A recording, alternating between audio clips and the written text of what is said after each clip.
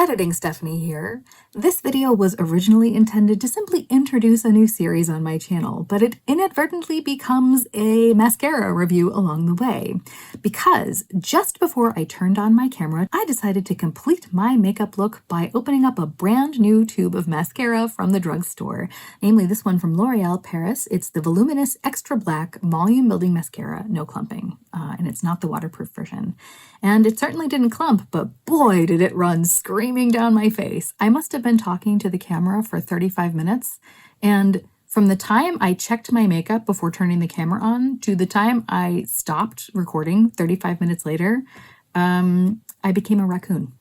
And to be honest, I almost considered re-recording this just because who wants to stare at their own raccoon face while editing for a couple of hours? But I decided life's too short and I was just going to suck it up. So that's what I did. And it's not quite as bad on camera as it was in real life, which I guess is good for me. But yeah, we get to see some real life makeup testing and it's not pretty. I hope you enjoy it anyway. Now back to your regularly scheduled programming.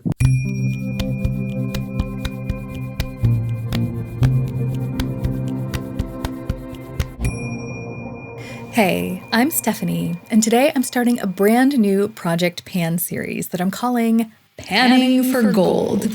I feel like it's going to be a little bit different than many of the Project Pans that I've seen, at least, because a lot of the ones that I have watched tend to focus on either using products up or maybe hitting certain usage goals so that we can rotate through the things that we have. But the purpose of this project is to help me move through my makeup in a different way, namely to help me declutter it. If you've been following me for a while, you may already know that I am currently on a journey to find my signature style. And a big part of that for me is makeup. But here's the thing. I have a lot of makeup. And by a lot, I mean too much. Now, when I say too much, I'm not making some sort of moral or ethical or hoity-toity judgment on how much makeup any one person should have.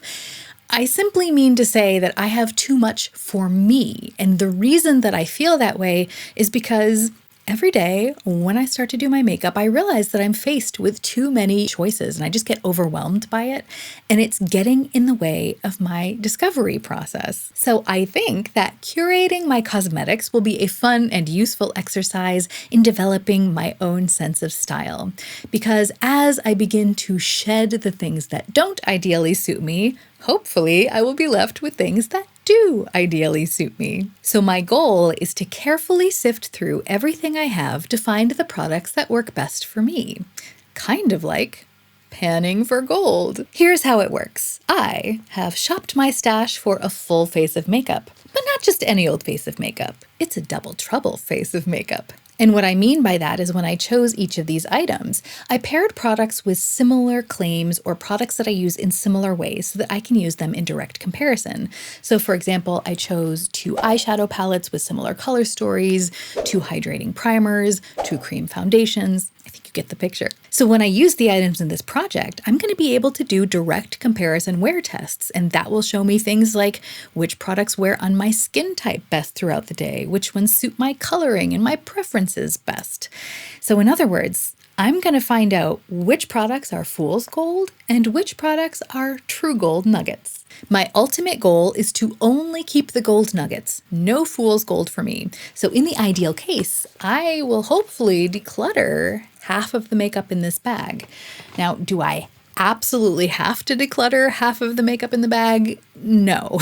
If I happen to find that 2 products in a pair really are genuinely mind-blowingly good, I don't have to get rid of one of them. After all, this project is supposed to be a tool, not a torture device. And even though I am really trying to pare down my makeup collection, I am a lover of makeup. So if 2 paired products happen to both be gold nuggets, then so be it. I will be documenting my usage and have a suggested usage goal of 10 uses per product because I find that that number generally gives me enough time to kind of focus on some of the subtleties of each product.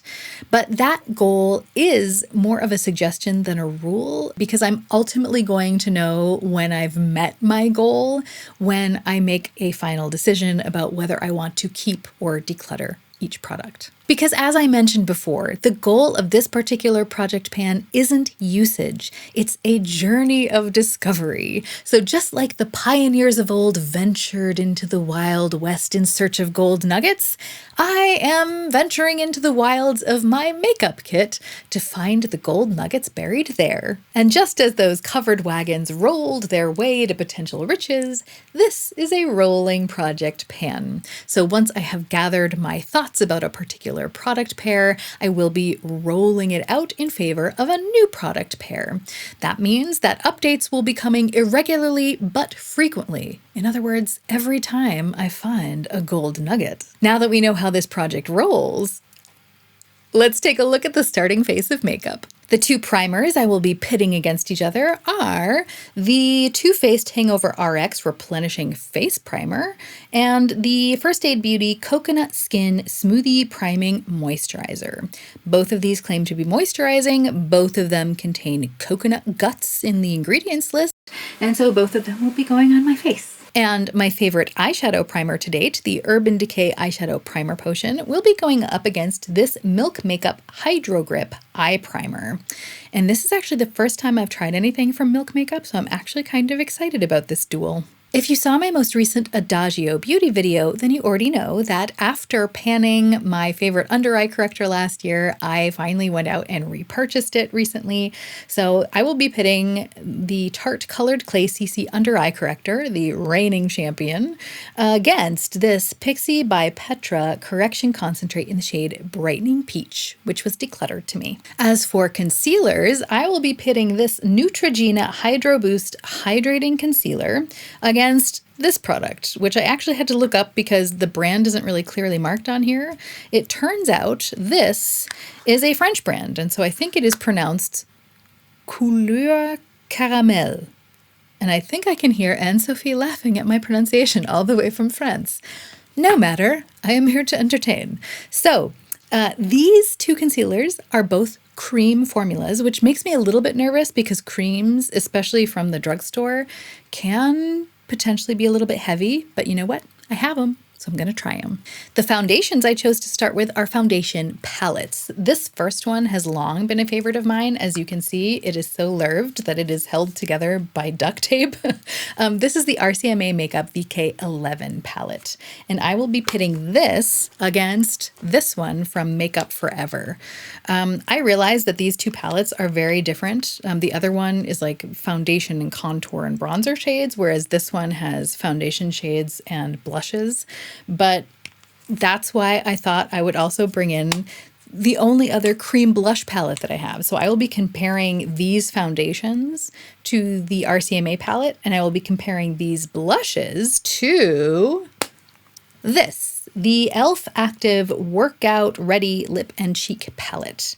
Now, this cream blush palette does also have a cream highlighter in there, so I thought I would compare the cream highlighter in this palette to the cream highlighter from Glossier, and I have it in the shade Quartz. And while we're on the topic of cheeks, I also chose two powder blush palettes.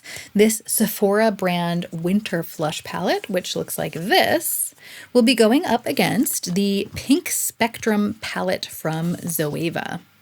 And since this is quickly becoming a full face of palettes, I figured why not just throw in some highlighter palettes. So the Hourglass Strobe Light palette will be going up against this Anastasia Glow Kit. The packaging is from the Sun Dipped Glow Kit, but I think only two of the shades are actually from the Sun Dipped Glow Kit. I think these two are from Sun Dipped, and I think these two are from the Sugar Glow Kit. I can check that. Once I have my thoughts on the powders, I can let you know which ones are which if you're interested. When it came to contour slash bronzing slash bronzer shades, I figured this one had to go in first because it is almost empty. So it's now or never if I'm going to test it. This is the Charlotte Tilbury Hollywood Contour Wand. It's amazing how concise that name is when you think of some of her other product names.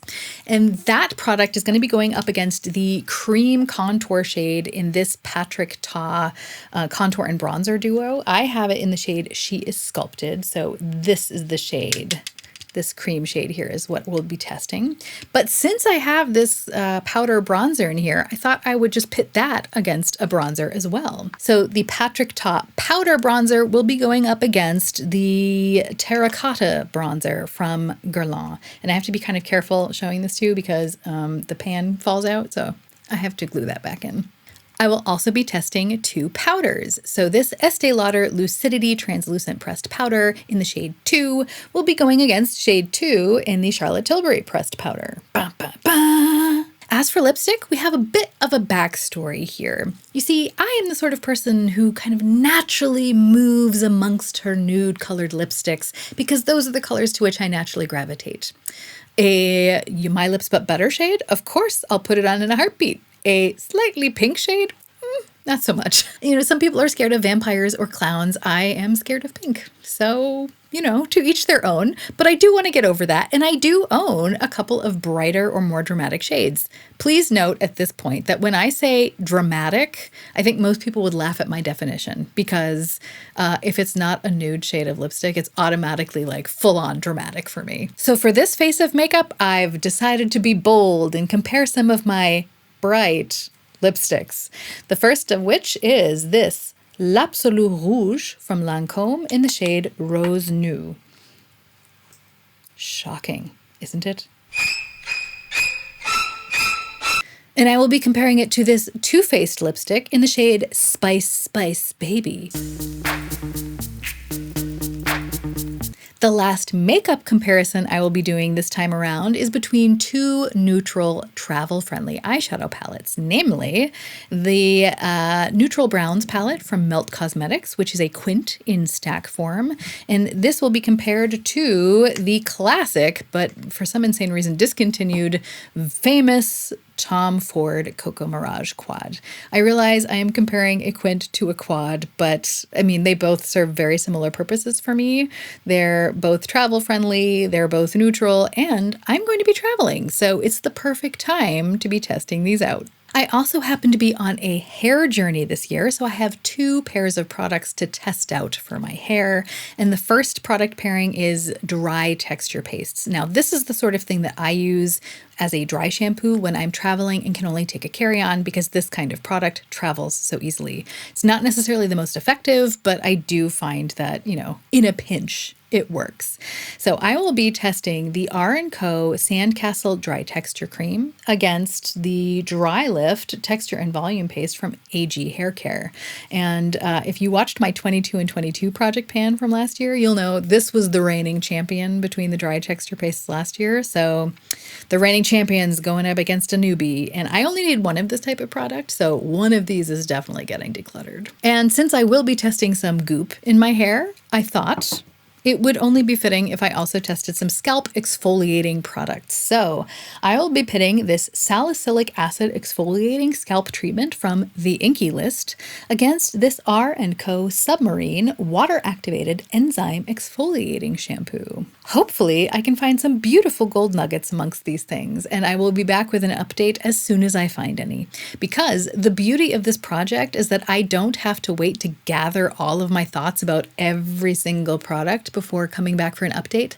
I can just go pair by pair. So if you're interested in seeing these updates, make sure you're subscribed. And I would be curious to know, is there any product pairing that you're particularly interested in hearing the update about? For me, I don't know. I'm just interested in playing with it all. So I'm excited for the whole thing. But I think if I had to pick one, it would probably be the concealers because I love covering up my dark circles.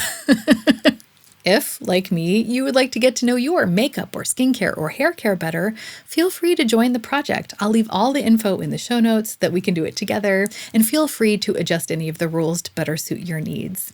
Just make sure you let me know you're doing it in the comments so that I can hear your thoughts and updates. That's it for today, so I hope that you will like, comment, subscribe, all that jazz. But even if you don't, have a wonderful week, and let's all remember that even stumbling can be a form of moving forward. So let's stumble in style.